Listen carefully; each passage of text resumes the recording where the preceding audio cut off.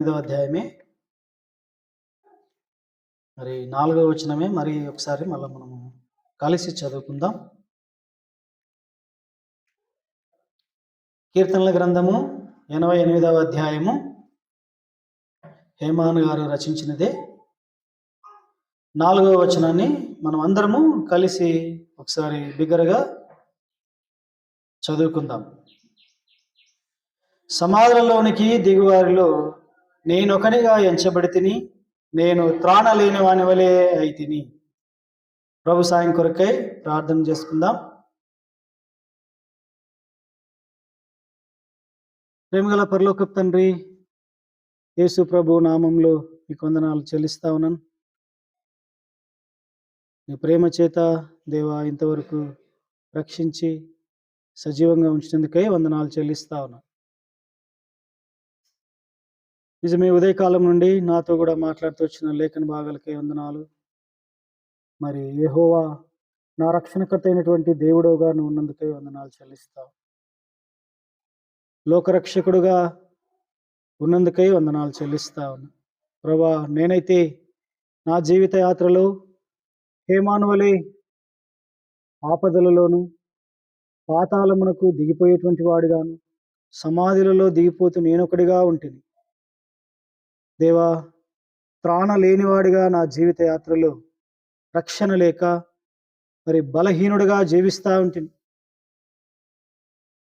అలాంటి నన్ను ఎవరు ప్రేమించలేదు. కానీ లోకరక్షకుడుగా మీరు నా వైపు చూసి నన్ను రక్షించుట కొరకై ఆ పరలోకం నుండి మానవుడిగా, శరీరధారిగా, రక్త మాంసములలో పాలువాడవుగా ఈ భూమి మీదకి వచ్చినావు. నాకు రావాల్సినటువంటి శిక్ష, ఆ పాతాళం, ఆ సమాధి, ఆ మరణం, కానీ మీరు నా కొరకై భరిస్తూ వచ్చారు.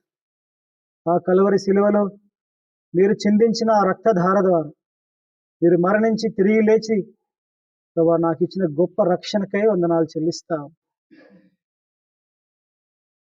సంసోను తన జీవిత యాత్రలో మరి లోకాన్ని ప్రేమించి బలహీనుడైపోయినటువంటి వాడిగా, దేవా నేను కూడా లోకాన్ని ప్రేమించి బలహీనుడుగా ఉన్నాను. కానీ మీరు మీ రక్షణ ద్వారా నాకు బలం ఇచ్చినందుకే వందనాలు చెల్లిస్తాం. మరి శృంగారం అనే దేవాలయం ముందు కూర్చున్నటువంటి బలహీనమైన పాదములు కలిగినటువంటి వాడి స్థితిలో నా జీవితం ఉండేది. నేను కూడా బయట ఉండేటువంటి వాడిని, నీకు దూరస్తుడిగా జీవిస్తూ ఉండేటువంటి వాడిని, ఎన్నిక లేనటువంటి వాడినే. కానీ మీరు ప్రేమించి మీ దక్షిణ హస్తం చేత నన్ను లేవనెత్తి దేవా నిన్ను ఆరాధించేటువంటి వాడిగా చేసినందుకే వందనాలు చెల్లిస్తాను. నా పట్ల ఇన్ని మేలులు, ఇన్ని ఉపకారాలు చేసిన నా దేవునికి నేను ఏమి చెల్లించినా రుణస్థులను ఒప్పుకుంటూ నా స్తుతి ఆరాధన యేసు ప్రభు నామంన సమర్పించి ఆరాధిస్తున్నాను తండ్రి. ఆమేన్.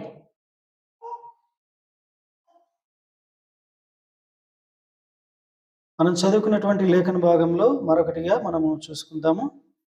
మరి మొదటి కొరింథీయులకు రాసిన పత్రిక 11వ అధ్యాయము. మనం ప్రతి వారము దీన్ని చదివేటువంటి వారమే. కానీ గడిచిన వారం నుండి ఇప్పటి వరకు నీవు నేను ఏ స్థితిలో ఉన్నాం, ప్రభు బలలో పాలు పంపులు పొందేటువంటి సహోదరుడా, సహోదరి, నీవు నేను ఏ విధంగా ఉంటా ఉన్నామో ఒకసారి ఈ మాటల ద్వారా ఒకరిని పరీక్షించేది వంటిది కాదు. ఇది నిన్ను నీవు, నన్ను నేను పరీక్షించుకునేటువంటి వారిగా ఉంటా ఉండాలి. మనం చూసినట్లయితే 28వ వచనాన్ని మనం చదువుకుందాం. కాబట్టి అందరం కలిసి చదువుకుందాం. కాబట్టి ప్రతి మనుష్యుడు తను తాను పరీక్షించుకునేలను, అలాగు చేసి ఆ రొట్టెని తిని ఆ పాత్రలోనిది త్రాగవలెను. అయితే మనము ప్రతి ఒక్కరము మనల్ని మనమే పరీక్షించుకునేటువంటి వారిగా ఉండాలి. ఇతరులే, వారికిలే ఇది, లేక ఆ అక్కకులే, ఆ అన్నకులే అనేటువంటిది కాదు. ఇది దేవుని వాక్యము ఎప్పుడైతే దేవుడు నాతోనే మాట్లాడుతా ఉన్నాడు అని నువ్వు అనుకుంటే నీ జీవితంలో మరి గొప్ప సామర్థ్యాన్ని చూస్తావు, లేదా గొప్ప శక్తిని చూస్తావు. లేదులే ఆయన కొరకేలే చెప్తా ఉండేది, ఆయనకు బాగా తగిలింటదిలే వాక్యము, అది అనకూడదు ఎప్పుడే కానీ. అది కరెక్ట్ కాదు. అది ఎందుకంటే బయట ఉన్నవారు ఎవరైనా సరే మనల్ని మనం పరీక్షించుకోవాలి. అయితే ఇక్కడ చూసినట్లయితే 88వ కీర్తనలో 4వ వచనంలో హేమాను తన జీవితాన్ని పరీక్షించుకుంటా ఉన్నాడు. ఏ విధంగా ఉన్నాడు? త్రాణ అనగా ఎన్ని చెప్పినా 4 చెప్పినాను. త్రాణ లేనివాడిగా ఉన్నాడు. మొదటగా రక్షణ లేనివాడిగా ఉన్నాడు, తర్వాత బలము లేనివాడిగా ఉన్నాడు, తర్వాత రెండవది సామర్థ్యము లేనివాడు. ఏమీ చేయడానికి అతనిలో సోర్స్ లేదు, సామర్థ్యం లేదు. అలాంటి సామర్థ్యం లేనివాడిగా ఉన్నాడు. అయితే పరిశుద్ధమైన బైబిల్ గ్రంథంలో మనం చూసినట్లయితే ఈ సామర్థ్యము కలిగి దేవునికి ఇచ్చినటువంటి వారెవరు మనము లేఖనాలలో పరిశీలన చేస్తాం. మనం చూసినట్లయితే మొదటి దినవృత్తాంతములు 29వ అధ్యాయము, మొదటి దినవృత్తాంతములు 29వ అధ్యాయంలో మనం చూసినట్లయితే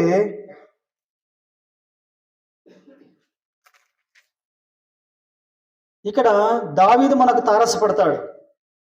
ఈయన తన జీవిత యాత్రలో మరి ఎన్నిక లేనివాడు, అవునా కాదు? ప్లస్ అంతేకాకుండా అందరూ దూరం పెట్టినటువంటి వారే, తన తండ్రి కూడా దూరం పెట్టినటువంటి వాడే. అలాంటి స్థితిలో ఎందుకు పనికిరాడు ఈ వ్యక్తి, మరి ఏ సామర్థ్యం లేదు వీడిలో. తన అన్నలు ఏమిది గొప్ప సామర్థ్యం కలిగి యుద్ధ రంగంలో ఉన్నారు.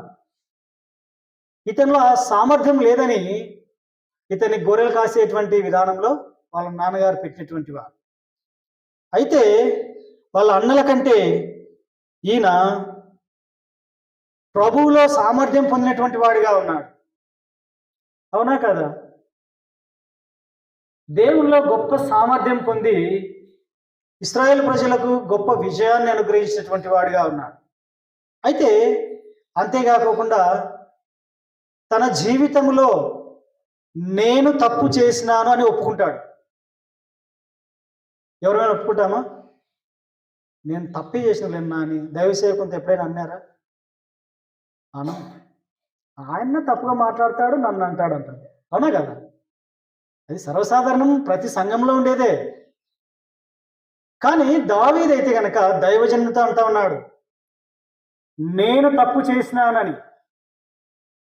అలాంటి గొప్ప మనసున్నటువంటి వ్యక్తి, అలాంటి గొప్ప సామర్థ్యం కలిగినటువంటి వ్యక్తి దావీదు. ఇలాంటి వ్యక్తి దేవుని చేతనే, అందుకే నేను తప్పు చేసినానని ఎప్పుడైతే ప్రభు సన్నిధిలో బల్ల ఎదుట నువ్వైతే ఒప్పుకుంటావో, అది ఎప్పుడైతే సరి చేసుకుంటావో, అప్పుడు నీ జీవితంలో దేవుడు నిన్ను అంటాడు, నువ్వు నమ్మకమైనటువంటి వాడవు, నా హృదయానుసారుడవు అని అప్పుడు దేవుడు అంటాడు. అయితే దావీదు తన జీవితంలో దేవుని చేతనే హృదయానుసారుడు అని అనిపించుకున్నటువంటి వ్యక్తి. అంతేకాకుండా మధుర గాయకుడు ఇశ్రాయేలీలకిన. కనుకనే ఈ హేమానును తన ఆస్థానంలో పెట్టుకున్నటువంటి వాడు. అయితే ఈ దావీదు తన జీవిత యాత్రలో దేవుని మందిరాన్ని నిర్మించాలనే ఆశ చేత తన స్వజనుల చేత అంటా ఉన్నాడు. ఆయన 4వ వచనంలో చూస్తే దేవుని మందిరానికి ఎంత ఇచ్చినాడు అనేది చదవగలరా ఎవరైనా? 29వ అధ్యాయము మొదటి దినవృత్తాంతములు 4వ వచనం. గదుల గోడలు రేకుమూతకును, బంగారు పనికిని బంగారమును, వెండి పనికిని వెండిని,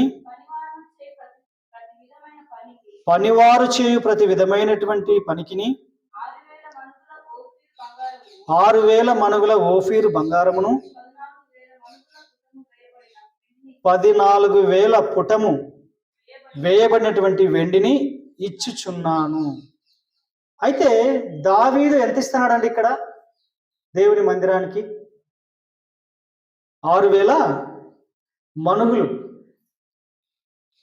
ఒక మనుగు అంటే ఎంత? బంగారు. అది ఏది? ఓఫీర్ బంగారు, ప్యూర్ క్వాలిటీ, ఒరిజినల్. ఇప్పుడు 916 అంటారు కదా మన గోల్డ్ లెవెల్లో, ఆ టైపు. లేదా ఖజానా జ్యువెలరీస్ తీసుకుంటారు కదా 24 క్యారెట్స్, అది ఎంత అమ్మితే అంత రేట్ వస్తుంది. అలాంటి అంతకంటే స్వచ్ఛమైనది ఇది ఓఫీర్ బంగారు. ఆ బంగారు 600 మనుగులు ఇచ్చినాడంట. ఒక్క మనుగు వాల్యూ ఎంత?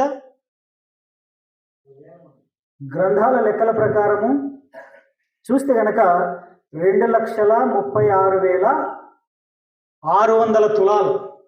ఒక్క మనుగు వాల్యూ ఎంత? 2,36,600 తులాలు. ఇట్లా ఒక్క తులమే అంత వాల్యూ చేస్తే ఎంత? 600 తులాలు ఇచ్చినాడు దేవునికి. 6,000 తులములు ఇచ్చినాడు. 6,000 తులములు ఇచ్చినాడు.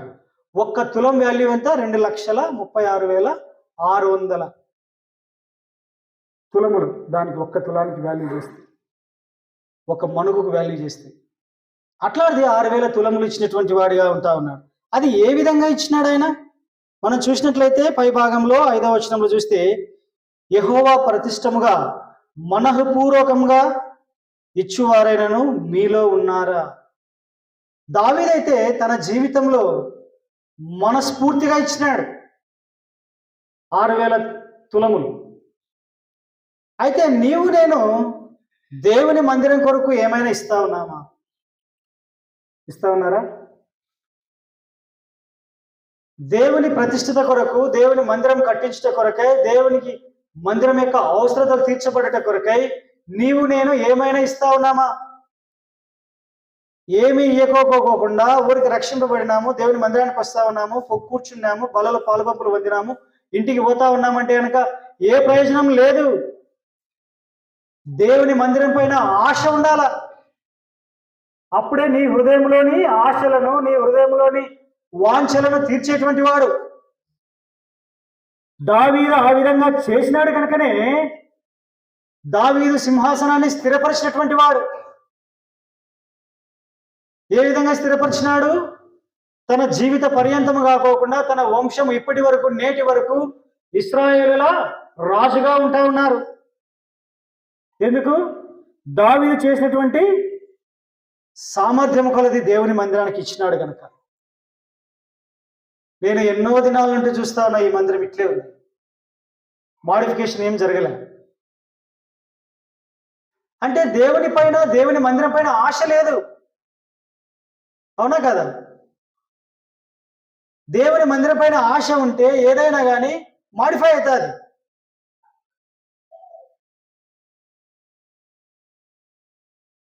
లాస్ట్ టైం వచ్చినప్పటికి ఇప్పటికి ఏం మాడిఫై అయిందంటే ఇదో ఆ బండలు వేసినారు. అది దేవుని మందిరం పైన ఆశతో చేసినారు. చేసినటువంటి వారిని బట్టి, పని చేసినటువంటి వారిని బట్టి వందనాలు. ఎందుకంటే వారు దేవుని మందిరం పైన ఆశ చేత చేసినటువంటి వారు. ఆ విధంగా చేస్తేనే నా కుటుంబము ఈ లోకయాత్రలో తరతరములు నిలిచేదిగా ఉంటుంది. లేకపోతే కనుక నీవు నేను నష్టపోయేటువంటి వారిగా ఉంటా ఉన్నాం. అయితే మనం 14వ వచనం చూస్తే మన అంశం వస్తుంది. ఈ ప్రకారము మనఃపూర్వకంగా ఇచ్చు సామర్థ్యము మాకుండుటకు నేను ఎంత మాత్రపు వాడను, నా జనులంతా ఏమాత్రపు వాడు, సమస్తమును నీ వలనే కలిగిన కదా, నీ సామర్థ్యములో కొంత మేము నీకిచ్చి ఉన్నాము. ఎట్లా అంటున్నాడు ఇక్కడ? సామర్థ్యము. త్రాణ లేదంటే 2 చూసినాం, బలము లేదు, రక్షణ లేదని. 3వదిగా సామర్థ్యం లేనివాడు. కానీ దావీదు దేవుని మందిరం కొరకు తనకు కలిగిన దాంట్లో ఇచ్చినటువంటి వాడు. సామర్థ్యం కొలది. దావీదే కాదు, ఆయన ప్రజలు కూడా దేవుని మందిరం కొరకు సామర్థ్యం కొలది ఇచ్చినారు. విశ్వాసులుగా నీవు నేను దేవుని మందిరానికి వస్తా ఉన్నాం. వచ్చినటువంటి నీవు నేను దేవుని సన్నిధిలో ఏ విధంగా దేవుని కొరకు ఉపయోగపడతా ఉన్నాం? నీకు ఇచ్చినటువంటి సామర్థ్యం ఏది? డబ్బు విషయమే కాదు, నీకు ఇచ్చినటువంటి తలాంతు ఏది? అది దేవుని కొరకు ఉపయోగిస్తా ఉన్నావా? దేవుడు నీకు ఇచ్చిండొచ్చు, ప్రార్థనా వరం ఇచ్చిండొచ్చు, ప్రార్థన చేస్తా ఉన్నావా? సంఘం కొరకు కన్నీరు గారుస్తా ఉన్నావా? ఉపవాసం ఉండి ప్రార్థన చేస్తా ఉన్నావా? లేకపోతే వార కార్యక్రమాలకు ప్రతిరోజు అటెండ్ అయ్యేటువంటి వాళ్ళు ఉన్నారు, అది ఒక తలాంతు వారికి, అది ఒక సామర్థ్యము. వస్తా ఉన్నారా? వాటికి రాలేకపోతే కనుక నీలో సామర్థ్యము లేనటువంటి వాడివి. నీవు సామర్థ్యము లేక హేమాను వలె బలహీనుడివే, త్రాణ లేనటువంటి వాడవే, నీవు మరణించేటువంటి వాడవే. ఎప్పుడైతే నీకు కలిగినటువంటి తలాంతును నువ్వు ఉపయోగిస్తావు, కొంతమందికి ప్రార్థన వరం ఇచ్చిండొచ్చు, కొంతమందికి వాక్యం చెప్పే వరం ఇచ్చిండొచ్చు, అంతేకాకుండా కొంతమందికి సువార్త పత్రికలు పంచేటువంటి వరం ఇచ్చిండొచ్చు. మా మందిరంలో ఒక వ్యక్తి ఉన్నాడు. మేము ప్రతి శుక్రవారం ఒక గ్రామానికి పోతాం. 5 గంటలకి 5:30 పోతాం, 7:30కు సువార్త ముగిస్తాం. ఒక వ్యక్తి మాత్రం అతను మాత్రమే పంచుతాడు కరపత్రికలు. దేవుడు అతనికి ఇచ్చినటువంటి వరం అది. మందిరానికి పోతాం మేము సువార్తకు 7 మంది, కానీ బొలేరోలో పట్టినట్టు ఎంతమంది అయితే పడతారో లేదా అంతకంటే ఎక్కువైనా కూడా బండ్లలో పోతాం. అక్కడ పోయిన వాళ్ళందరిలో అందరి కరపత్రికలు పంచారు, ఒకరిద్దరు మాత్రమే కరపత్రికలు పంచుతారు, సువార్త పత్రికలు పంచుతారు. ఎందుకు?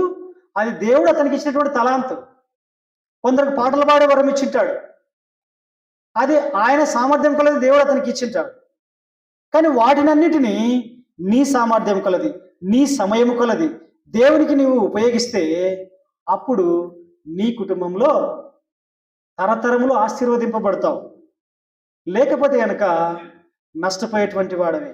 బల్లలో పాలు పంపులు పొందేటువంటి నీవు నేను బల్ల ఎదుట నీవు పరీక్షించుకో. నీ సామర్థ్యం కొలది నువ్వు దేవునికి ఇస్తా ఉన్నావా? అది ధనమైనా సరే, నీ పని అయినా సరే, లేక నీలో ఉన్న తలాంతనైనా సరే, దేవునికి నీ సామర్థ్యం కలది నువ్వు ఇయ్యలేకపోతే దేవుని యొద్ద ఒప్పుకో. నేను పొరపాటు చేసిన ప్రభువా, నన్ను క్షమించు. నేటి నుండి నేను నా సామర్థ్యం కలది నీ మందిరానికి కానీ నీ కొరకు కానీ నేను ఉపయోగపడతానని ప్రభు చేత నువ్వు ఒప్పింపబడు. అంతేకాకుండా మరొక వ్యక్తిని మనం చూసినట్లయితే గనక మత్తయి సువార్త 25వ అధ్యాయము, మత్తయి సువార్త 25వ అధ్యాయంలో మనం చూస్తే ఇక్కడ పరలోకం గురించి వ్రాయబడి ఉంటుంది. ఒక్క నిమిషం, పరలోక రాజ్యం గురించి చదవండి. 14వ వచనం, మత్తయి సువార్త 25వ అధ్యాయము 14వ వచనం. పరలోక రాజ్యము ఒక మనుషుడు దేశాంతరమునకు ప్రయాణమై తన దాసులను పిలిచి తన ఆస్తిని వారికి అప్పగించినట్లుండును. అతడు ఒకనికి 5 తలాంతులను, ఒకనికి 2ను, ఒకనికి 1 ఎవరి సామర్థ్యము చొప్పున వానికి ఇచ్చి వెంటనే దేశాంతరం పోయిన. చాలమ్మా. ఇక్కడ పరలోక రాజ్యము ఒక మనుషుడు దేశాంతరమునకు ప్రయాణమై తన దాసులకు పిలిచి తన ఆస్తిని వారికి అప్పగించినట్లుండును. ఏ విధంగా అప్పగించినాడంటే, ఒకరికి 5 అంట, 5 తలాంతులు, ఒకరికి 2, ఒకరికి 1 ఇచ్చినటువంటిదే. ఈ తలాంతులను వారు ఏ విధంగా ఉపయోగించినారు ప్రభు కొరకు అంటే, ఇక్కడ ఉన్నటువంటి ఆ దాసుల యొక్క పేర్లు లేవు. ఆ దాసుడు నీవు నేనే మన పేరు పెట్టుకోవచ్చు. అక్కడ ఆ దాసుల మధ్యలో మనం పేరు పెట్టుకుంటే కనుక, సూర్యప్రకాష్ అనే నాకు 5 తలాంతులు ఇచ్చినాడు అని మనం చదువుకోవచ్చు. అక్కడ వాటిని ఇంకొకరికి 2 తలాంతులు, ఇంకొకరికి 1 తలాంతు ఇచ్చినాడు. అయితే ప్రభు రాకడ సమీపంలో ఉంది. మనకు రక్షింపబడిన నీకు నాకు నీ సామర్థ్యం కొలది నీకు ఇచ్చినటువంటి తలాంతులు, మీకు ఇచ్చినటువంటి తలాంతులను ఏ విధంగా ఉపయోగిస్తా ఉన్నావు? దేవుని కొరకు వాటిని 5ను 5గా చేస్తా ఉన్నావా? లేక 2ను 2గా చేస్తా ఉన్నావా? ఒకటిని మట్టి తీసి భూమిలో పాతిపెట్టినావా? ఏ విధంగా ఉంది? రక్షింపబడి మరి ఎన్నో దినాలు అయ్యుండొచ్చు. నేను సంఘము రాయేసేటప్పుడు కూడా ఉండన్నా నేను అంటాం. అనమా? పునాది వేసేటప్పటి నుండి నేను ఉండన్నా ఈ మందిరంలో అని మాట్లాడతాం. 30 సంవత్సరాలు అయ్యుండొచ్చు, 20 సంవత్సరాలు అయ్యుండొచ్చు నువ్వు రక్షించబడి, లేక 10 సంవత్సరాలు అయ్యుండొచ్చు, లేదా ఒకే సంవత్సరమే అయ్యుండొచ్చు. అయితే దేవుని కొరకు ఎన్ని ఆత్మలను నువ్వు రప్పింపబడిచినావు దేవుని సన్నిధికి? దేవుని ఆత్మల కొరకై, నశించిపోయేటువంటి వారి కొరకై నువ్వు కన్నీరు కారుస్తా ఉన్నావా? లేదా ఒకరినైనా నీ ద్వారా నడిపించినావా? నడిపించకపోతే కనుక నీవు ఒక తలాంతు కలిగినటువంటి వాడిగానే ఉంటావు. అది తీసివేసి వేరే వారికి అప్పగిస్తాడు దేవుడు. నువ్వు ఒక తలాంతు వలె ఇంకా నీ సామర్థ్యాన్ని మట్టి తీసి లోకంలో నేను పాతి పెడితే గనక దేవుడు నీ రక్షణను కానీ, నీకున్నటువంటి ఐశ్వర్యాన్ని కానీ, నీకున్నటువంటి ధనాన్ని కానీ, నీకున్నటువంటి చదువును కానీ, నీకున్నటువంటి ఉద్యోగాన్ని కానీ, నీకున్నటువంటి ప్రతి ఈ లోక ఐశ్వర్యాన్ని తీసివేసేటువంటి వాడిగా ఉన్నాడు. అంతేకాకుండా ఆత్మ సంబంధమైనటువంటి ఫలాలు నీకున్నటువంటి ఏదైనా కానీ ప్రార్థన ద్వారా నువ్వు ప్రార్థన చేస్తే స్వస్థత వరం ఉండొచ్చు, దాన్ని తీసేస్తాడు దేవుని కొరకు దాన్ని డబల్ చేయకపోతే. ఇక్కడ తీసేసినటువంటి వారు ఉన్నారు, నిజమే కదా. యాకోబు కుమారులలో జ్యేష్ఠత్వాన్ని కోల్పోయినాడు ఏశావు, అది తీసివేయబడింది. అంతేకాకుండా రాజులలో సౌలు రాజ్యాన్ని తీసివేసి దావీదుకు అప్పగించినాడు దేవుడు. ఎందుకు? దేవునికి అవిధేయంగా లేక పాపం చేసినటువంటి వాడు, దేవునికి తిరుగుబాటు చేసినటువంటి వాడు. కనుకనే మీరు అనుకోవచ్చు సౌలైతే మరి దేవునికి విరోధి అయినాడులేనా, ఏశావు ఏం చేసినాడని ఒక్క పూట కూటి కొరకు ఆశపడినాడు. ఆ ఆశ ద్వారానే తన జీవితాన్ని, జ్యేష్ఠత్వాన్ని కోల్పోయినాడు. నువ్వు నేను కూడా ఈ లోకంలో ఉన్నటువంటి వాటి కొరకు ఏదైనా కానీ, తిండి కావచ్చు, లేకపోతే డబ్బు కావచ్చు, లేదంటే మన వస్త్రధారణ అయినచ్చు, ఏదైనా కానీ ఆశ ఎక్కువ పెట్టుకోకూడదు. వాటి ద్వారా నీ సామర్థ్యాన్ని కోల్పోతావు. వాటి ద్వారా నీకున్నటువంటి ఒక తలాంతును కూడా మట్టిలో తీసి పాతి పెట్టేటువంటి వాడిగా ఉన్నావు. అది నీకు నష్టం. దాని ద్వారా నీవు కొట్టివేయబడతావు. నీలో ఉన్నటువంటి జ్యేష్ఠత్వం పోతుంది. నీకున్నటువంటి సంఘంలో ఉన్నటువంటి నీకున్నటువంటి పరిచారికమైన కానీ, పరిచర్య ఇచ్చేదైనా కానీ, లేకపోతే కనుక వాక్యం చెప్పేటువంటి వాడివైనా కానీ, ఎవరైనా కానీ అవి తీసివేయబడతాయి, ఇతరులకు అప్పగించేటిదిగా ఉంటాయి. ప్రియ సోదరా సోదరి, నీ జీవితము ఏ విధంగా ఉంది? 5 తలాంతులు కలిగినటువంటి వ్యక్తిగా నీవు జీవిస్తే ప్రభు త్వరగా రానయ్యున్నాడు. ఆయన రాజ్యము సమీపంలో ఉంది. ఆయన చెప్పినటువంటివి ప్రతిదీ నెరవేరుతా వస్తా ఉన్నాయి. నీవు ప్రభు కొరకు నీ తలాంతులను 2గా చేసేటువంటి వాడిగా ఉంటే ప్రభువుతో కూడా నువ్వు ఉంటావు. లేకపోతే కనుక నీవు విడవబడేటువంటి వాడిగా ఉన్నావు. అయితే ఈ బల్లపులో పాలు పంపులు పొందేటువంటి నీవు ప్రభు సన్నిధిలో ఒప్పుకో, దేవా నేను ఒక తలాంతు కలిగినటువంటి వాడిగానే ఉన్నాను, నన్ను క్షమించు, నన్ను 5 తలాంతులు గలవానిగాను 2 తలాంతులు గలవానిగాను నన్ను చేస్తురా అని ప్రభు సన్నిధిలో నువ్వు ఒప్పుకుంటే గనక దేవుడు నిన్ను ఆశీర్వదించేటువంటి వాడిగా ఉంటా ఉన్నాడు. సౌలు తన రాజ్యాన్ని పోగొట్టుకున్నాడు, దేవునికి విరోధంగా ఉంటూ. దావీదుకు అప్పగింపబడింది. ఇక్కడ కూడా ఒక తలాంత తీసివేసి 5 తలాంతులు ఉన్న వానికి ఇచ్చినటువంటి వాడు. అతన్ని అనేకమైన వాటి మీద 7వ వచనం 21లో చూస్తే అతడు అనేకమైన వాటి మీద నియమించినాడు. దేవుడు నిన్ను కూడా ఈ మందిరంలో ఒక స్థానంలో నియమించాలంటే ఊరికి ఆషామాషిగా కాదది. దేవుని కొరకు ఉపయోగపడాలా, నీ సామర్థ్యాన్ని ఇవ్వాలా, నీ శక్తిని ఇవ్వాలా, నీ ధనాన్ని ఇవ్వాలా, నీ తెలివితేటలు దేవునికి ఇవ్వాలా. దేవుని కొరకు నువ్వు సువార్త ప్రకటిస్తూ రావాలా, దేవుని కొరకు ప్రార్థన చేస్తూ రావాలా. అంతేకాకుండా ప్రతి దినము బైబిల్ చదువుతూ రావాలా. చదివినారా ఈరోజు అందరూ? అందరూ చదివినారంటే కొంతమంది చేయగలరు. కానీ అది తప్పు. దానివల్ల నీ సామర్థ్యాన్ని కోల్పోతావు.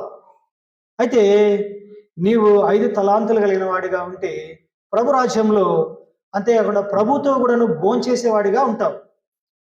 మనం చూసినట్లయితే 2 కొరింథీయులకు రాసిన పత్రిక 8వ అధ్యాయంలో మనం చూస్తే ఇక్కడ కూడా వారి వారి సామర్థ్యం కొలది ఇచ్చినటువంటి వారు ఉంటా ఉన్నారు. ఇక్కడ చూసినట్లయితే మాసిదోనియా సంఘస్థులు ఉన్నారు. ఇక్కడైతే కనుక రాచరులో హెబ్రోను వాసులు ఉన్నారు, సంఘస్థులు ఉన్నారు. ఈ హెబ్రోను వాసులు ఏ విధంగా దేవుని కొరకు ఉపయోగపడ్డారు, అంతేకాకుండా వారి సామర్థ్యం కొలది ఏ విధంగా ఇచ్చినారు. ఇక్కడ కొరింథీయులకు రాసిన పత్రికలో 8వ అధ్యాయం 1వ వచనంలో మనం చూస్తే కనుక, సహోదరులారా, మాసిదోనియా సంఘమునకు అనుగ్రహింపబడినటువంటి దేవుని కృపను గూర్చి మీకు తెలియజేయుచున్నాను. ఏలైనగా వారు బహుశ్రమల వలన పరీక్షింపబడగా అత్యధికముగా సంతోషించిరి, మరియు వారు నిరుపేదలైనను వారి దాతృత్వము బహు విస్తరించను. ఈ కృప విషయములలోను పరిశుద్ధుల కొరకైనను పరిచర్యలో పారుపందు విషయములలోను మనఃపూర్వకంగా మమ్మును వేడుకొనుచు, వారు తమ సామర్థ్యము కొలదియే గాక సామర్థ్యము కంటే ఎక్కువగాను తమంతట తామే ఇచ్చిరని మీకు సాక్ష్యమిస్తా ఉన్నాను. ఇక్కడ మాసిదోనియా సంఘస్థులు ఏ విధంగా ఉన్నారంటే, వారు నిరుపేదలైనారంట. పేదవారే వారేం ధనవంతులేమి కాదు. అంతేకాకుండా విశ్వాస జీవితంలో వారికి కష్టాలు వచ్చినాయి, బహుశ్రమలు వచ్చినాయి. ఆ శ్రమలలో వారు పరీక్షింపబడినారని అనుకుంటా ఉన్నారు. నీకు నాకు ఒక్క శ్రమ వస్తే చాలు, దేవుడు ఉన్నాడబ్బా, దేవుడు ఉంటే నాకు ఇట్లయితుందా అంటామా? దేవుడు ఇంట్లో ఇట్లా జరగదన్నా, దేవుడు లేడు అనుకుంటాం. కానీ దేవుడు నిత్యము నివసించేటువంటి వాడు. నిత్యము ఆయన కనుదృష్టి ఆయన యెరూషలేము వైపు చూసేటువంటి వాడిగా ఉన్నాడు. అంతేకాకుండా 102వ అధ్యాయంలో 17వ వచనంలో దీనులైన వారి వైపును, పేదల వారి వైపును ఆయన ఆశతో ఎదురు చూస్తూ ఉన్నాడని రాయబడతా ఉంది. ఎప్పుడైతే ఈ మాసిదోనియా సంఘస్థులు శ్రమలలోను దుఃఖములోను వారు పరీక్షింపబడి కూడా, ఒక్కోసారి కొన్ని సమయాలలో దైవజనులు కూడా పరీక్షలు పెడతారు, ఈయన విశ్వాసము ఎంత బలమైనది అని. ఆ విశ్వాస జీవితంలో నిలబడితే గనక నీవు పరీక్షలో నెగ్గినటువంటి వాడు, లేకపోతే గనక నీవు ఆత్మీయంగా కోల్పోయినటువంటి వాడు. నా జీవితంలోనే ఉంది. నేను దాదాపు 2004లో బేతనియాలో ఉన్నప్పుడు కొలిములలో అక్కడ పిఏ సిస్టమ్ ఉంది కదా, మైకులు పెట్టేది, ఆ చోటనే కూర్చునేవాడిని.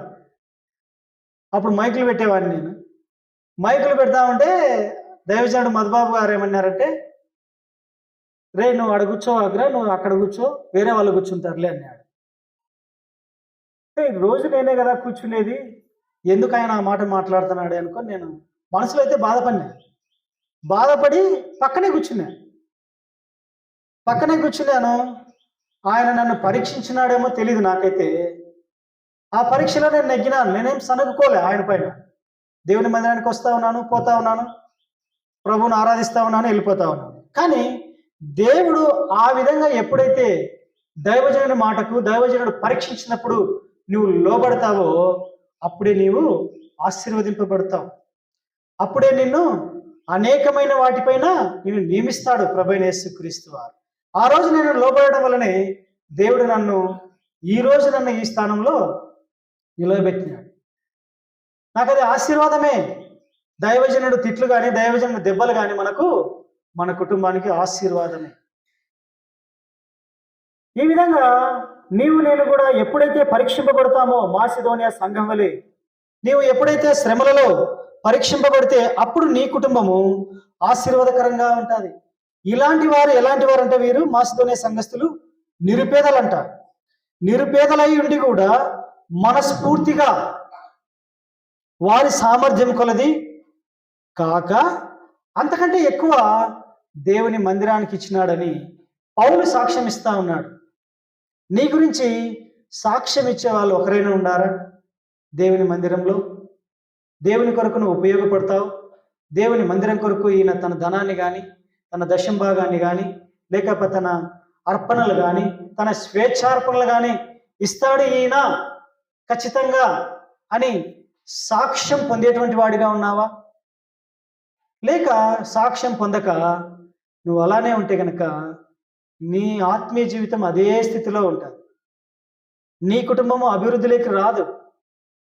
ఎందుకంటే దేవుడే అతనే ఇచ్చినాడు. ఆయన దావీదు అంటాడా 29వ అధ్యాయంలో, అంత డబ్బు ఉన్నా, అంత ధనం ఉన్నా, అంత హోదా ఉన్నా దావీదు ఏమంటాడంటే నువ్వు ఇచ్చినటువంటి ధనం అంటాడు. మనం ఏమంటాం? నేను సంపాదించుకునేది, నా కష్టార్జితం, అది నా అదృష్టం వల్ల వచ్చింది నాకు అంటామా? కానీ మన అదృష్టం కాదు, మన శక్తి కాదు, దేవుడిచ్చినటువంటి శక్తిని బట్టి, దేవుడిచ్చినటువంటి సామర్థ్యాన్ని బట్టి నీకు అభివృద్ధిలోనికి తెస్తాడు. అది నువ్వు దేవునికి ఇస్తే. ఇయ్యకపోతే కనుక నువ్వు అలానే ఉంటావు, ఆత్మీయ జీవితంలోనే అలానే ఉంటావు. ప్రభు వచ్చినప్పుడు నువ్వు విడవబడేటువంటి వాడిగా ఉంటావు. ప్రియ సహోదర సహోదరి, మనం చూసినట్లయితే ఎంతమందిని చూసినాం? ముగ్గురిని చూసినాం. దావీదును చూసినాము. బైబిల్ గ్రంథంలో పేరు లేనటువంటి దాసుడు నీవు నేనే. 1 తలాంతు కలిగినటువంటి వాడిగా ఉన్నావా? 5 తలాంతులు కలిగినటువంటి వాడిగా ఉన్నావా? మూడవదిగా మాసిదోనియా సంఘస్థులు, మీరు అనుకోవచ్చు మేము పనికి పోయే వాళ్ళంనా, పొలాలు పనికి పోయే వాళ్ళము, లేదా ఫ్యాక్టరీలో పనికి పోయే వాళ్ళమని అనుకోవచ్చు. ఇక్కడ మాసిదోనియా సంఘస్థులు కూడా అంతే. వారి కూడా నిరుపేదలని రాయబడింది. గ్రంథంలో రాయబడిందంటే వారు నిజముగా నిరుపేదలని అర్థం. ఒక పొల్లైనను అక్షరమైనను తప్పిపోదు దీంట్లోది. కనుక అంత నిరుపేదలైనా కూడా ఉండేదానికంటే ఎక్కువ ఇచ్చినారంట దేవుని మందిరం. వారి సామర్థ్యం కొలది ఇస్తే అప్పుడు దేవుడు నీ కుటుంబాన్ని ఆశీర్వదిస్తాడు. లేకపోతే కనుక నేను ఆ విధంగానే ఉంటాం. మరి మనం చూసినట్లయితే, మరి ఎప్పుడైతే నీవు ఆ విధంగా ప్రభు కొరకు, నువ్వు దేవుని మందిరం కొరకు కానీ, నీ తలాంతులను, నీ ప్రార్థన జీవితాన్ని నీవు దైవజనుల కొరకు కానీ, నీ దశంభాగంలో కానీ నమ్మకంగా ఎప్పుడైతే ఇస్తావో అప్పుడే దేవుడు నిన్ను అనేకమైన వాటిపైన అధికారిగా నియమిస్తాడు. దేవుని మందిరంలో అయినా కూడా నిన్ను పరిచారకుడుగా నియమించాలంటే నీవి సామర్థ్యం కలిగి ఉండాలా. ఊరికే లేకోకుండా, ఏమి లేకోకుండా నన్ను పెట్టినా, నన్ను సంఘపెద్దకు పెట్టినా, లేకపోతే నన్ను పరిచారకుడికి పెట్టినా, వాక్యం చెప్పినా నాతో అంటే దట్ ఇస్ నాట్ రైట్. అది కరెక్ట్ కాదు. అది ఎప్పుడైతే దేవుని కొరకు దావీదు వలె నువ్వు తనకు ఉన్నదానికంటే ఎక్కువ ఇస్తావో, లేకపోతే 5 తలాంతులు కలిగిన వ్యక్తి 10 తలాంతులు ఏ విధంగా చేసినాడో, మాసిదోనియా సంఘస్థుల వలె నిరుపేదలైన కూడా దానికంటే అధికముగా దేవుని కొరకు సామర్థ్యం ఇచ్చినారో అప్పుడే దేవుడు నిన్ను హెచ్చిస్తాడు. దేవుడు నువ్వు చెప్తే ఇయ్యడు. నువ్వు అడగకోకుండా దేవుని కొరకు నువ్వు ఉపయోగపడతా ఉంటే దైవజనునితో కానీ దేవుడు ఆయనతో మాట్లాడతాడు. ఎప్పుడైతే మాట్లాడతాడో అప్పుడు దేవుడు అతన్ని పరిచారకుడిగా కానీ, పరిచారకురాలుగా కానీ నిన్ను నియమిస్తాడు. మనకై నేను డబ్బులు ఇస్తానన్నా, నన్ను నిలబెట్టినట్టే అది కాదు. గుర్తుపెట్టుకో, ఆత్మీయ జీవితంలో నష్టపోతాం. దావీదు అంత ఇచ్చి కూడా నేను కొంచెమే ఇచ్చినా అంటాడు. కింది వచనాలలో మనం చూస్తే నేను కొంచెమే ఇచ్చినా అంటాడు. 600 తులములు ఓఫీరు బంగారు ఇచ్చి కూడా నేను కొంచెమే ఇచ్చినా అంటాడు. అయితే ఎప్పుడైతే నువ్వు నమ్మకంగా సామర్థ్యం కలిగి నువ్వు ఇస్తావో అప్పుడు నిన్ను అధికారులనుగా నియమిస్తాడు. మోషే కూడా నిర్గమాకాండం 18వ అధ్యాయంలో మనం చూస్తే ఆయన ఒక్కడే న్యాయాధిపతిగా న్యాయం తీరుస్తూ ఉంటాడు. కానీ వాళ్ళ మామ ఇత్రో అంటాడు, ఇట్లయితే కాదు, నీవు ఇబ్బంది పడతావు. 10 మందికి ఒకరిని, 100 మందికి ఒకరిని, వారి సామర్థ్యం కొలది వారిని నియమించంటాడు. వారు ఎలాంటి వారంట? లంచగొండులు కాకూడదు, దేవునికి పరిశుద్ధులుగా ఉండాలి. అవునా కదా? ఆ విధంగా ఉంటే నిన్ను దేవుడు నియమిస్తాడు, మనుషులు నియమించాల్సిన అవసరంలా. దేవుడు నిన్ను, నీ కుటుంబాన్ని కూడా ఉన్నత స్థానానికి తీసుకుని వస్తాడు. ఆత్మీయ జీవితంలో నిన్ను మెరుగుపరుస్తాడు. దేవుని మందిరానికి వచ్చి ఊరికే వచ్చినాము పోయినాము, లేకపోతే నిద్రపోనికి ఇంటికాడ నిద్రపోలే ఈ మందిరంలో నిద్ర వస్తుంది అని నిద్రపోనికి రాకూడదు. ఇక్కడ దేవుని మాటలు వింటా ఉండాలి. దేవుడు నాతో ఏం మాట్లాడుతూ ఉన్నాడు? నేను ఎక్కడ ఇవ్వలేదు దేవునికి, నా బలాన్ని ఇవ్వలేదా, నా శక్తిని ఇవ్వలేదా, లేకపోతే నా పనిని ఇవ్వలేదా, లేకపోతే నా ధనం ఇవ్వలేదా, నా ఆత్మీయ జీవితాన్ని, ప్రార్థన సమయాన్ని దేవునికి ఇవ్వలేదా అని నువ్వు పరీక్షించుకొని బలలో చేయి వేస్తే కనుక దేవుడు నిన్ను రెండంతలుగా ఆశీర్వదించేటువంటి వాడిగా ఉన్నాడు. నీ సామర్థ్యాన్ని పెంచేటువంటి వాడిగా ఉంటా ఉన్నాడు. ఇంకొక మాట మనం చూసినట్లయితే, ఇప్పుడు ఎన్ని చూసినాం? దేవుని బలాన్ని చూసినాం, దేవుని రక్షణను చూసినాం, దేవుని సామర్థ్యాన్ని చూసినాం. నాలుగవదిగా మనం చూసినట్లయితే, సమయం అయిపోయింది, 2 మాటల్లో ముగిస్తాం. మనం చూసినట్లయితే దేవుని శక్తి. దేవుని శక్తి ఏ విధంగా ఉందంటే, మరి సంఖ్యాకాండము 13వ అధ్యాయంలో మనం చూస్తే, సంఖ్యాకాండము 13వ అధ్యాయంలో మనం చూసినట్లయితే, మరి ఇక్కడ మనం చూస్తే ఇశ్రాయేలు ప్రజలను మోషే మరి ఐగుప్తు నుండి కనానుకు నడిపించేటువంటి విధానం, ఆ కనాను ఏ విధంగా ఉందో చూసినామని 12 గోత్రముల వారిలో ఒక్కొక్కరు పెద్దను తీసుకొని కనానుకు పంపిస్తాడు. అయితే కనానుకు పంపించిన విధానంలో అక్కడ పోయినటువంటి వారు అక్కడ ఉన్నటువంటి ప్రజలను చూసి భయపడినటువంటి వారు ఉన్నారు. కానీ 2 మాత్రమే మనము జయించగలమని చెప్పినటువంటి వారుగా ఉంటా ఉన్నారు. చూసినట్టయితే 30వ వచనం చదవండి.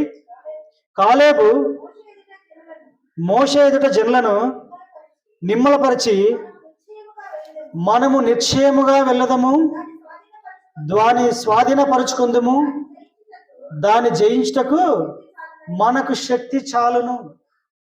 ఇక్కడ హేమానుకైతే లోకాన్ని జయించటం కానీ, తన కుటుంబాన్ని జయించటం కానీ, ఆత్మీయ జీవితంలో అభివృద్ధి పొందుట కానీ శక్తి లేదు. కానీ ఇక్కడ చూసినట్లయితే కాలేబు అంటా ఉన్నాడు, మనము వారిని స్వాధీనపరుచుకున్నటకు మనకు శక్తి గలదు, శక్తి చాలును అంటా ఉన్నాడు. ఎవరిని బట్టి అంటా ఉన్నాడు? సర్వ సృష్టికర్త అయినటువంటి దేవుని బట్టి ఆయన మాట్లాడుతూ ఉన్నాడు. ఆ సర్వ సృష్టికర్త అయిన దేవుడు ఏ విధంగా వారిలో శక్తి నింపినాడు, వారిలో ఏ విధంగా ఆ శక్తి వచ్చింది అంటే, ప్రభువైన యేసుక్రీస్తు వారు కానీ, పరమదేవుడు తండ్రి అయినటువంటి దేవుడైనటువంటి వారు కానీ, ఆయన ఇశ్రాయేలు ప్రజలను 10 అద్భుతమైనటువంటి సూచక్రియల ద్వారా వారిని విడిపిస్తూ వచ్చినాడు. కనుకనే ఈ కాలేబుకు ఆ బలం వచ్చింది. మనం స్వాధీనపరచుకోలేం, మనకు శక్తి ఉంది, ఎందుకంటే తండ్రి అయిన దేవుని బట్టి మనకు శక్తి ఉంది అని వీళ్ళు మాత్రమే అన్నారు. యెహోషువ, కాలేబు మాత్రమే అన్నారు. మిగతా 10 మంది అయితే మనం జయించలేమంటా ఉన్నారు. వారు ఎవరంట? అమాలేకీయులను. కింద మనం చూసినట్లయితే నెఫీలీయులకు సంబంధమైనటువంటి 33వ వచనం, అక్కడ నెఫీలీయుల సంబంధులైనటువంటి అనాకు వంశులు నెఫీలీలను చూచితిమి, మా దృష్టికి మేము మిడతల వలె ఉంటిమి, వారి దృష్టికి అట్లే ఉంటిమనేరు. కింద చదవండి మా. అప్పుడు 14వ అధ్యాయం, ఆ సర్వ సమాజము వెలుగెత్తి కేకలు వేసెను, ప్రజలు ఆ రాత్రి వెలుగెత్తి ఏడ్చిరి, మరియు ఇశ్రాయేలీలందరూ మోషే అహరోనుల పైన సనుగుకొని చాలమా. ఇక్కడ చూస్తే వారిద్దరు చెప్పినటువంటి మాటలను నమ్మలే ఇశ్రాయేల్ ప్రజలు. 10 మంది చెప్పినారే, వారి మాటలు నమ్మి మరి దైవజనుడైనటువంటి మోషే మీద, అహరోను మీద సనుగుతా వచ్చినారు. కానీ దేవుడు వారిని 10 అద్భుతమైన సూచక్రియలు మర్చిపోయినారు. వాళ్ళు ఆయన శక్తిని శంకిస్తా ఉన్నారు. వారి నుండి మమ్మల్ని విడిపించలేడేమో, ఆ శక్తి చాలదేమో దేవునికి అని వారు శంకించినటువంటి వారిగా ఉన్నారు ఇక్కడ ఇశ్రాయేలు ప్రజలు. కానీ దేవుడు వారు శంకించి దైవజనుని పైన సనువుకుంటా ఉన్నారు.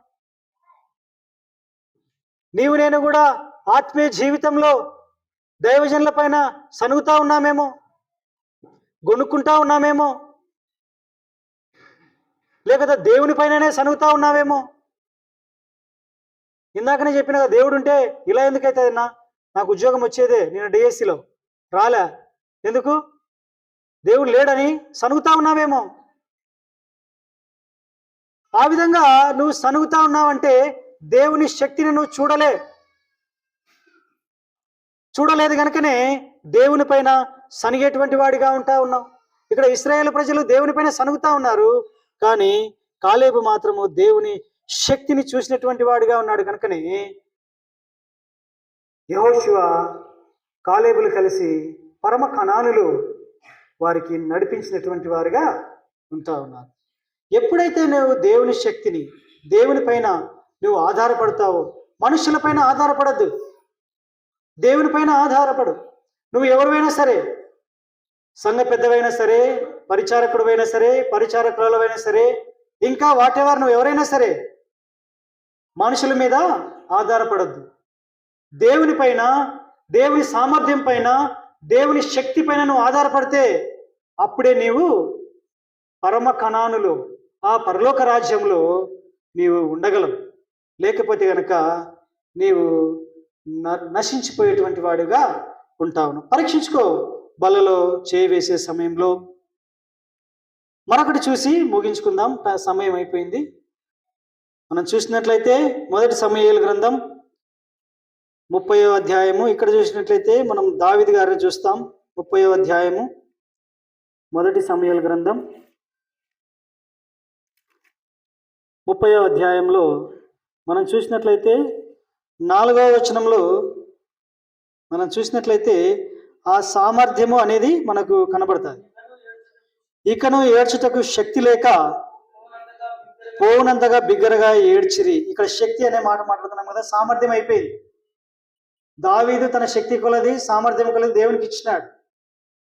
5 తలాంతులు కలిగిన వ్యక్తి మరి 10 తలాంతులు చేసినాడు తన సామర్థ్యం కొలది. మాసిధోనియా వారు నిరుపేదలైనా కూడా తన సామర్థ్యం కంటే ఎక్కువ ఇచ్చినటువంటి వారు దేవుని సంఘానికి. శక్తి విషయంలో అయితే కనుక యెహోషువ, కాలేబులు దేవుని శక్తిని చూసి కనానులో చేర్చబడ్డారు. ఇక్కడ దావీదైతే బిగ్గరగా ఏడుస్తా ఉన్నాడంట, శక్తి లేనంతగా ఏడుస్తా ఉన్నాడు. ఎందుకు ఏడుస్తా ఉన్నాడు? అక్కడ చూసినట్లయితే దావీదు తన జీవితంలో పొరపాటు చేసినటువంటి వాడిగా ఉన్నాడు. ఎక్కడ పొరపాటు చేసినాడంటే, సౌలు తనను తరుముతా ఉన్నాడని చెప్పి ఫిలిస్తీయుల దేశానికి పోయినటువంటి వాడు. ఫిలిస్తీయులు అంటే దేవుని ఎరగనటువంటి వారు, దేవునికి దూరస్తులు. కనుకనే అక్కడ పోవడం వల్ల దావీదు పాపం చేసినటువంటి వాడిగా ఉన్నాడు. దానివల్ల దావీదు ఏమంటా ఉన్నాడంటే, మరి 29వ అధ్యాయంలో ఇక్కడ దేవుని బిడలైనటువంటి ఇశ్రాయేలు ప్రజల మీదకి యుద్ధానికి వస్తా ఉన్నాడు. 29:6లో మనం చూస్తే ఇక్కడ యుద్ధానికి వస్తా ఉన్నాడు. కానీ అక్కడ ఉన్నటువంటి ఫిలిస్తీయుల సర్దారులు 5 మంది రాజులు కలిసి ఆకిస్తూ అంటా ఉన్నారు. అతను సౌలు వేల కొలదియును, 5వ వచనం 29:5, సౌలు వేల కొలదిగాను దావీదు 10,000 కొలదిగాను హతము చేసిరని వారు నాట్యమాడుచు గాన ప్రతిగానములు చేయుచు పాడినటువంటి దావీదు ఇతడు కాడా? సర్దారులు అంటా ఉన్నారు, ఇతడు కాడా 10,000 మందిని హతం చేసినటువంటి వారు, ఇతని గురించి పాట పాడేటువంటి వారు ఇశ్రాయేల్ ప్రజలు, ఇతడు కాడా? ఇతన్ని ఇశ్రాయేల్ ప్రజల మీదకి మనం యుద్ధానికి తీసుకొని పోతే ఇతను తిరగబడతాడేమో మన పైకి మరలా అని చెప్పి అతన్ని ఆపినటువంటి వారు. ఆ సందర్భంలో దావీదు అంటా ఉన్నాడు 8వ వచనంలో, దావీదు నేనేమి చేసి తిని నా ఏలినవాడవు రాజా, నీ శత్రువుతో యుద్ధం చేయుటకై నేను రాకుండానట్లు నీ యుద్ధకు వచ్చినటువంటి దినము నుండి నేటి వరకు నీ దాసుడనైనటువంటి నాయందు తప్పిది ఏమీ కనబడలేనని ఆకీషుతో అని. ఇక్కడ ఏమంటున్నాడు దావీదు? ఎన్ని మాటలు అంటున్నాడో చూడు. నా ఏలినవాడైన రాజా, ఇది మొదటి తప్పు దావీది. నా ఏలినవాడైనటువంటి రాజా అనేది ఎవరిని అనాలా? తండ్రి అయినటువంటి దేవుని మనం అనాలి. తండ్రి అయిన దేవుని గణపరిచేది పోయి ఇక్కడ ఆకీషు రాజు, ఫిలిస్తీన్ల రాజుని అంటా ఉన్నాడు. కనుకనే తను బిగ్గరగా ఏడ్చాల్సిన స్థితి వచ్చింది 30వ అధ్యాయంలో. అంతేకాకోకుండా రెండవ మాట ఏమంటున్నాడు? నీ శత్రువులతో యుద్ధం చేయటగా. ఎవరా ఈయన శత్రువులు? ఇశ్రాయేల్ ప్రజలు. ఈయన కూడా పోవాలంట, దావీదు కూడా. ఆయన కూడా శత్రువులేనా? దావీదు కాదు కదా. కానీ నీ శత్రువులు అంటున్నాడు. ఎంత పెద్ద మాట అది! దేవుని పిల్లలను ఆ మాట అనడం. ఆడ రెండవ తప్పుగా మాట్లాడుతూ ఉన్నాడు. మూడవదిగా ఏమంటున్నాడు? నీ దాసుడనైనా నేను. ఎవరికి దాసులం? మనం దేవునికి దాసులం. కానీ దావీదు ఏమంటున్నాడు? ఫిలిస్తీయులకు, మనుషులకు, ఈ లోక రాజులకు నేను దాసుని అంటున్నాడు. కనుకనే 30వ అధ్యాయంలో అతను బిగ్గరగా ఏడ్చాల్సిన స్థితి వచ్చింది. ఎప్పుడైతే ఈ లోకంలో ఉన్నటువంటి వారిని గణపరుస్తావో, అది రాజులనైనా సరే, నీ ఇంటి పొరుగు వారినైనా సరే, లేకపోతే మందిరంలో గొప్పవారినైనా సరే, పెద్దలనైనా సరే, నువ్వు ఎప్పుడైతే మరి గౌరవిస్తావో అప్పుడు వారికి నమస్కరించిన విధానం ఉంది. ఈ నమస్కారం అనేది గుర్తుకొస్తా అంటే ఒక మాట గుర్తుకొస్తా ఉంది. ఇది లైవ్లో పోయినా పర్వాలేదు. గడిచిన వారంలో కొలిములలో ఒక గృహ ప్రతిష్ఠ జరిగింది. ఆ గృహ ప్రతిష్టలో ఒక దైవజనుడు వచ్చినాడు. పేరొద్దు, అందరూ బాధపడతారు. ఆ గృహ ప్రతిష్టకు ఆ దైవజనుడిని ఆహ్వానించినారు. వచ్చినాడు, మంచిదే. వచ్చినప్పుడు నిన్ను ఏ విధంగా గౌరవించినారు, ఏ విధంగా ఆహ్వానించినారు, ఆ విధంగా నువ్వు వాక్యం చెప్పాలా. నువ్వు దేవునికి మహిమ తేవాలా. నీకు మహిమ తెచ్చుకోకూడదు ఎప్పటికైనా. నాకు ఆ దైవజనుడు ఏం చేసినారు తెలుసా? ఆ ఇంటి వాళ్ళు ఇప్పుడు ఉదాహరణకు ఎమ్మెల్యేనే వచ్చినాడు అనుకో, ఇటుకి ఉదాహరణకు చెప్తున్నా. వచ్చి ఆయన వాక్యం చెప్తున్నాడు, ఆయనే దైవజనుడు అనుకో. ఈ మందిరానికి వచ్చినారు, మీరేం చేస్తారు? వచ్చినాడని గౌరవిస్తారా? వచ్చినాడని గౌరవించి మంచిదే. కానీ ఆయన పాదముల మీద పడి కన్నీళ్ళు కరుస్తావా? కార్చము. ఎందుకంటే అది దేవుని పాదముల పైన పడి కన్నీళ్ళు కార్చాలి, కానీ మనిషి పాదముల పైన పడి కన్నీళ్ళు కార్చకూడదు. కానీ ఆడ కొలిములు చేసింది అదే. ఆ ఇంటి వాళ్ళు, ఆ కుటుంబ పెద్ద, అతని భార్య, అతని అక్క, వాళ్ళ అమ్మ అందరూ కలిసి ఆ దైవజనుని కుర్చీలో కూర్చోబెట్టి, మరి దైవజనరాలను కుర్చీలో కూర్చోబెట్టి శాలువ వేసి ఇంకా కన్నీళ్ళు గారుస్తా ఉన్నారు. కాళ్ళ మీద పడి యేసు ప్రభువుని కూడా అంతగా ఏడ్చిండరేమో ఆయన పాదాల దగ్గర. వాళ్ళ కొరకు, వారి కుటుంబం కొరకు కార్చిండరేమో. కానీ అంతగా కారుస్తా ఉన్నారు వాళ్ళు. అంతగా కార్చి వాళ్ళ కన్నీళ్లతో ఆయన పాదాలు గడిగి ఇంకా సన్మానం చేసినారు. అది దేవునికి మహిమ అవుతుందే? కాదది. ఎప్పుడైతే అది విగ్రహం అవుతుంది అది. ఇక్కడ దావీదు కూడా అదే విగ్రహం చేసుకున్నాడు. ఆకీషు రాజును విగ్రహం చేసుకుని నేను నీ దాసుడును అని చెప్తా ఉన్నాడు. అక్కడ వాళ్ళు కూడా ఆ సేవకునికి దాసులైనారు. కానీ దేవునికి అవమానం తెచ్చినారు. అది వారికి అర్థం కాలేదు. నీకు దైవజనుడు మేలు చేసి ఉండొచ్చు, ఉదాహరణకైనా దైవజనం ద్వారా నువ్వు మేలు పొంది ఉండొచ్చు. కానీ నువ్వు ఇంటికి పిలుచుకో, ప్రత్యేకంగా ఆయనను ఏ విధంగా సత్కరించు, అది దేవునికి మహిమ. కానీ వాక్యం చెప్పిన తర్వాత అంత పెద్ద సభలో ఆయన మీద కన్నీళ్లు గార్చుకుంటా కాళ్ళపైన ఉంటే గనక అది దేవునికి ఎట్లా మహిమ అవుతుంది? అది విగ్రహం అవుతుంది. ఈయన కూడా విగ్రహం చేసుకుని నేను నీ దాసుడను, నా ఏలినవాడవు, నీ శత్రువుతో యుద్ధం చేయటకు నన్ను ఎందుకు వద్దంటున్నావు అని ఈయన చెప్పడం ద్వారా గొప్ప ఉపద్రవం వచ్చింది నాకు. ఇక్కడ ఫిలిస్తీన్లు వచ్చి సిక్లగులకు వచ్చి వారి కుటుంబాన్ని, వారి భార్యలను, వారి పిల్లలను అందరినీ సమస్తమును చెరపట్టుకుని పోయినారు. కనుకనే దావీదు 34వ వచనంలో ఏడ్చుటకు శక్తి లేనంతగా ఏడ్చినాడు. ఏడ్చి తన తప్పును ప్రభు సన్నిధిలో ఒప్పుకున్నాడు. తర్వాత మరి దేవుని యొద్ద మరి కనిపెట్టి తన కుటుంబాన్ని కూడా సమస్తమును సమకూర్చుకున్నాడు. ఇప్పుడు ఈ మధ్యాహ్నకాల సమయంలో నీవు నేను కూడా పరీక్షించుకుందాం. బలలో పాలు పంపులు పొందే నీవైనా నేనైనా సహోదరైనా సహోదరులైనా పరీక్షించుకుందాం. మన సామర్థ్యము కొలది దేవునికి ఇస్తా ఉన్నామా దావీదు వలె, లేక 5 తలాంతులను 10 తలాంతులుగా చేస్తూ దేవుని సంఘమునకు నడిపిస్తా ఉన్నామా ఇతరులను, నశించిపోయేటువంటి వారిని? ఒక్కరినైనా నడిపించినారా? నడిపించకపోతే దేవుని సన్నిధిలో క్షమాపణ అడుగు. ఇప్పటి నుంటైనా కూడా నీవు నడిపించు. నీవు నడిపించకపోయినా సరే ఇతరులకు సువార్త ప్రకటించు ప్రతిరోజు. నేను ఎప్పుడైనా సరే బండ్లో నా గొప్పతనం కానీ నేను చెప్పేది, బైకులో పోయేటప్పుడు ఎప్పుడైనా కానీ, నేను తాడపత్రి నుండి కొలిములకు వచ్చేటప్పుడు కానీ, ఎక్కడ పోయినప్పుడైనా కానీ ఎవరైనా లిఫ్ట్ అడిగితే ఇస్తా. పోయే మార్గంలో వాళ్ళకి సువార్త ప్రకటిస్తా. దేవుని గురించి చెప్తా. 3 మాటలైనా చెప్తా. నా సాక్ష్యాన్ని రొంత చెప్పి దేవుని గొప్పతనాన్ని చెప్తా. వాళ్ళు మారేది లేని ప్రభువు చూసుకుంటాడు. మనం ప్రార్థన చేయాలి వారి కొరకు. అట్లా నువ్వు చేస్తే సంఘం 200లుగా అభివృద్ధి చెందుతుంది. 5 తలాంతుల నుండి 10 తలాంతులు అవుతాయి. ఇప్పుడు మీరు ఒక 50 మంది ఉన్నారనుకోండి, ఎప్పుడైతే ఆ విధంగా మీరు చేస్తారో 100 మంది అవుతారు మీరు ఒక సంవత్సరానికి. మీరు చేయకపోతే ఏ విధంగానే ఉంటుంది. లేకపోతే ఉన్నటువంటి వారు ఇంకా తగ్గిపోయేటువంటి వారు అవుతారు. పరీక్షించుకో. బలలో మన మధ్యలో ఉంది.